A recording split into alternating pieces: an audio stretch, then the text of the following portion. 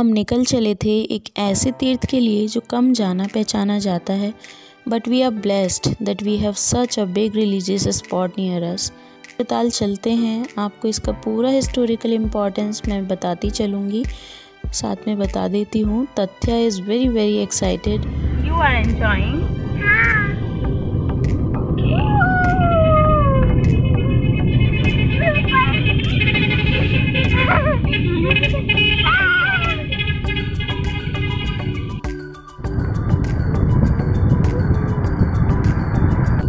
कहाँ जा रहे हो आप? हाँ, और उसके बाद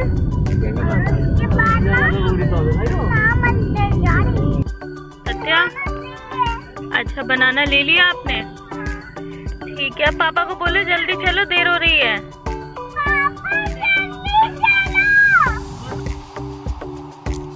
मुजफ्फरनगर से शुक्रताल कुछ 45 किलोमीटर है और दिल्ली से अगर आप आएंगे तो ये 150 किलोमीटर्स पड़ता है। और रास्ते में पड़ता है मोरना। इस प्लेस को प्लीज़ याद रखिएगा। आगे की स्टोरी सुनाते हुए मैं आपको इसका इम्पोर्टेंस ज़रूर बताऊंगी। Morna is really important. रास्ते से हमने बहुत सारे बनानास ले लिए हैं। सड़क के दोनों किनारों पर अब हमें बंदर मिलने वाले थे और Tathya was very excited about that. तो उनको खिलाते खिलाते हम पहुंच जाएंगे शुक्रताल।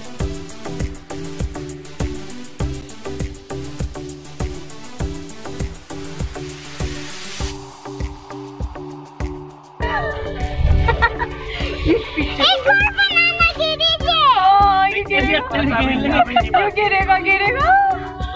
अभी नीचे छुपा दो जी, नीचे छुपा दो बस। तो ये लीजिए, शुक्रताल का गेट आ गया है। चलिए इस तीर्थ नगरी के अब दर्शन करते हैं।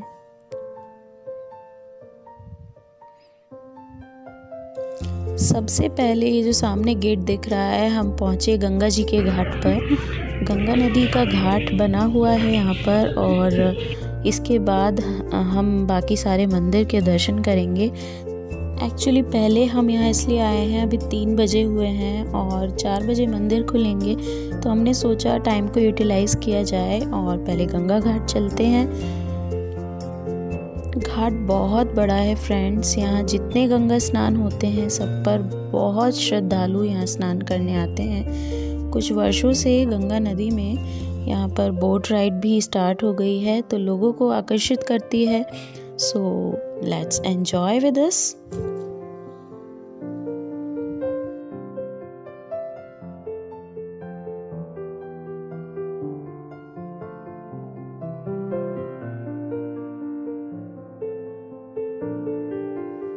देखिए कुछ अलग ही मंजर है। यहाँ पुल के नीचे से हमारी बोट निकलेगी और ऊपर से बैलगाड़ी जा रही है।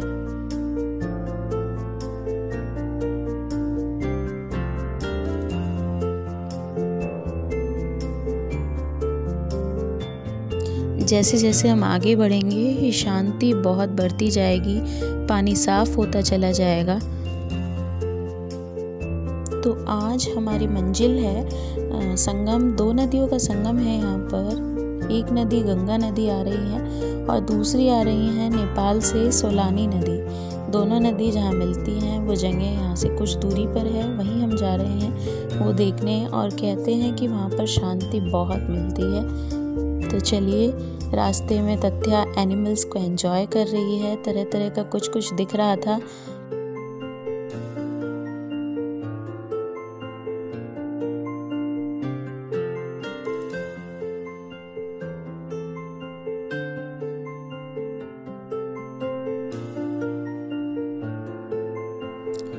मैं शूट कर रही थी और अचानक से हमें कुछ दिखा। नदी किनारे पे एक पेड़ की टहनी पड़ी थी और उस पे एक छोटा सा कछुआ हमारे बोट को चलाने वाले ने दिखाया और बहुत बहुत अद्भुत था छोटा सा कछुआ। फिर हम आगे बढ़े तो ये सामने आप देख रहे हैं जो इस एरिया में हमें एक मगरमच्छ दिखा जी। ये देखिए फ़ोटो मेरे ब्रदर इन लॉ ने लिया और बहुत बहुत डरावना था। अब हम पहुँचे आगे सामने, ये संगम आ गया है। आपको दोनों साइड से नदियाँ आती दिखेंगी। लेफ़्ट साइड से गंगा नदी आ रही हैं और राइट साइड से हमारे सोलानी नदी आ रही है और ये आगे आके मिक्स हो जाती हैं। तो अब हम यहाँ से यू टर्न लेंगे और फिर हम चलेंगे वापस घाट पर। इस जगह पर वाकई ही पानी बहुत साफ़ था और शांति इतनी थी ना, मुझे बहुत अच्छा लगा। तथ्या को बहुत बहुत बहुत मज़ा आया और हम सब के लिए भी एक बहुत अच्छा चेंज था बहुत दिनों के बाद। तो अब हम वापस जा रहे हैं और सनसेट होने वाला था कुछ ही देर में।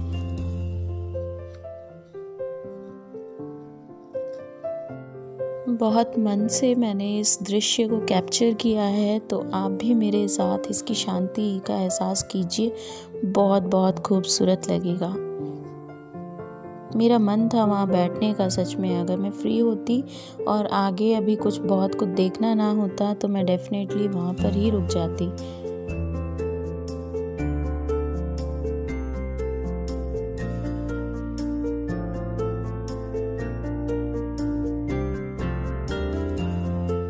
वापस घाट की तरफ जाते हुए ना हवा बहुत ठंडी हो गई। चलिए घाट का व्यू देती हूँ अब मैं आपको यहाँ से। और हम वापस पुल की तरफ बढ़ते हुए हैं।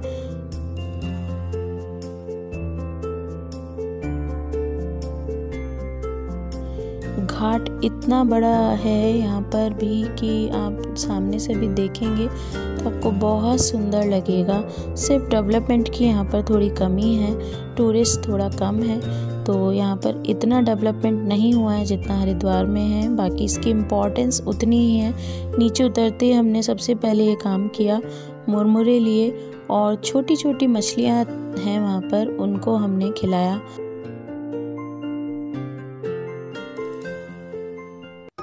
पुराणों में हमने पढ़ा है कि हमारे प्रथम देवता गणेश जी हैं, तो उन्हीं का मंदिर हमने सबसे पहले चुना। और ये मूर्ति बहुत बड़ी और सुंदर बनी हुई है।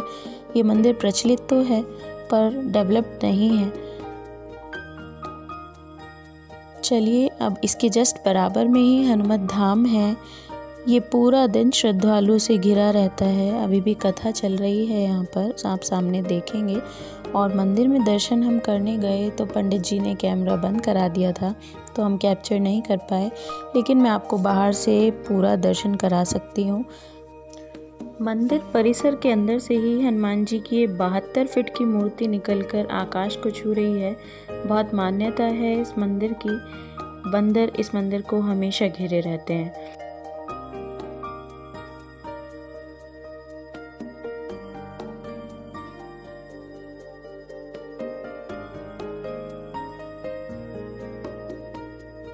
सामने ये रसोई बनी हुई है, भंडारे चलते रहते हैं। ये देखिए तथ्या इतनी बड़ी मूर्ति देखकर बहुत ज़्यादा शॉक थी और हमें मज़ा आ रहा था।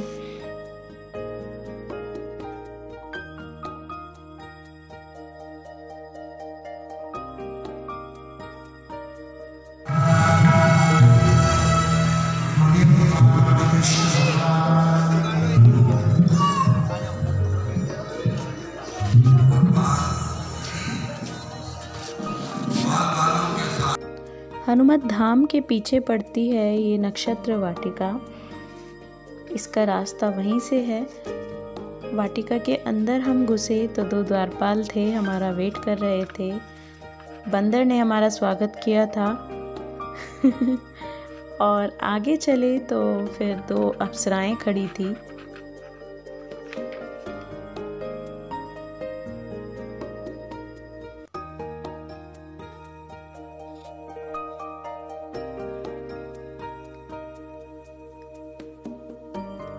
बहुत सुंदर वाटिका बनी हुई है ये। और यहाँ पर जितने भी नक्षत्र होते हैं उन सब के वृक्ष होते हैं अलग अलग, और वो सब यहाँ पर हैं। साथ ही यहाँ पर एक ऐसा दुर्लभ वृक्ष है जो दुनिया में बहुत कम है,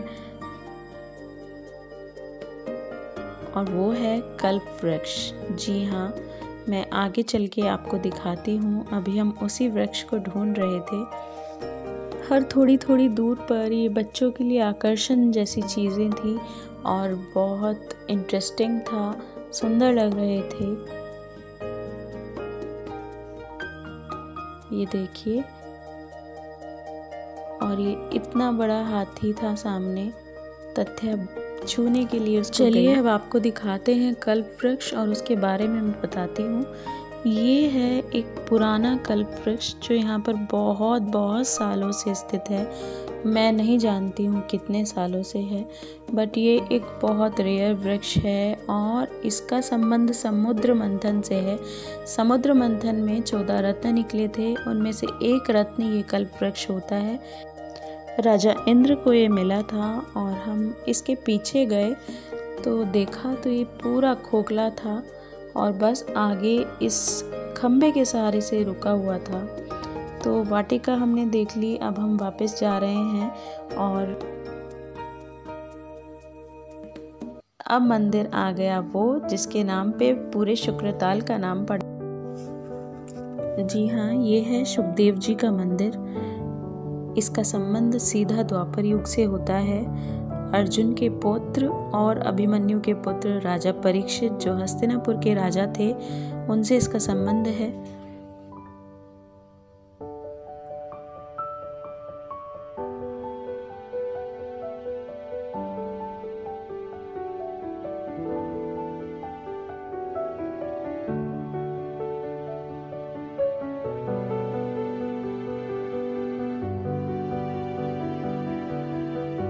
हम पहुंच गए तो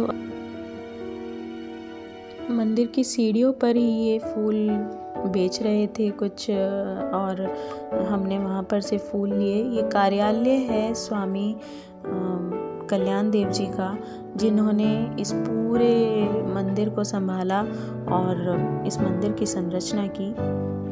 आज वो खुद तो जीवित नहीं है, पर इस कार्यालय में उनके शिष्य स्वामी ओमानंद जी बैठते हैं। अब मैं आपको आगे बताती हूँ। राजा परीक्षित को एक बार श्राप मिला कि 1 सप्ताह में उन्हें तक्षक नाग डस लेगा, तो उन्होंने श्राप से बचने के लिए 7 दिनों में भागवत कथा का श्रवण किया और तक्षक नाग उनका पीछा कर रहा था। तो जब उन्हें तक्षक नाग को इस बात का पता चला कि वो शुक्रताल में है, तो मोरना वो जगह थी। मोरना मैंने आपको कहा था, आप याद रखिएगा।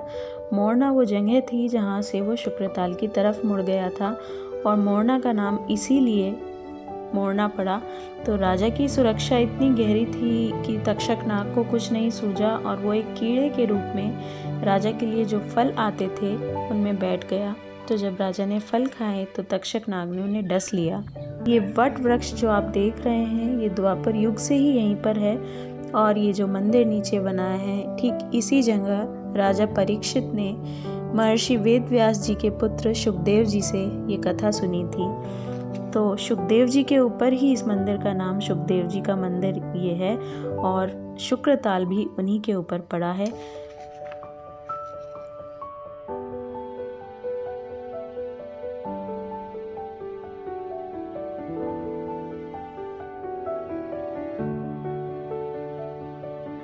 इस जगह से पहली बार किसी ने भागवत कथा सुनी और यहीं से संसार भर में सनातन धर्म में इस कथा की शुरुआत हुई। आज भी यहाँ पर भागवत कथा चलती ही रहती है और जो भी यहाँ पर भागवत कथा कराता है तो उसकी मनोरथ जरूर पूरे होते हैं। बचपन से ही मैं यहाँ जब भी आई हूँ तो यहाँ पर भागवत कथा चलती ही होती थी।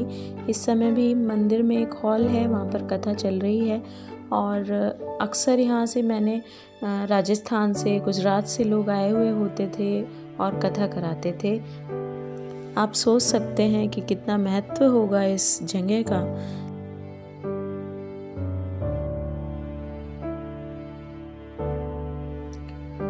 तो बिल्कुल शाम हो गई है। दर्शन करते करते अब घर की तरफ जाना होगा। मन बहुत लगा, बहुत शांति मिली शुक्रताल में।